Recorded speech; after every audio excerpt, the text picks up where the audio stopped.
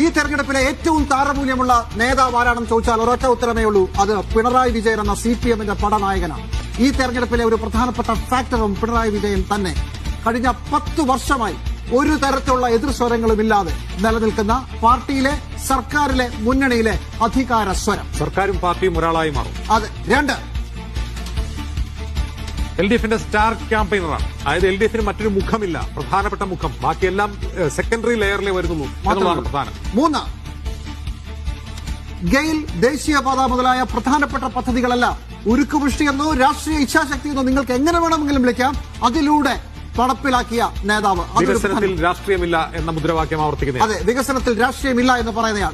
കനലരിയും സമരപഥങ്ങൾ കയറി ഒരാളിന്നു വരുന്നേ, കരുതലിനൊരു കാവലു പോലെയും സൂര്യൻ. കടമകളെ കരളു തുടിപ്പിൻ തുടികൊട്ടി ഉണർത്തി വിടർത്തി, കരുതലിനൊരു കാവലു പോലെ എരിയും സൂര്യൻ.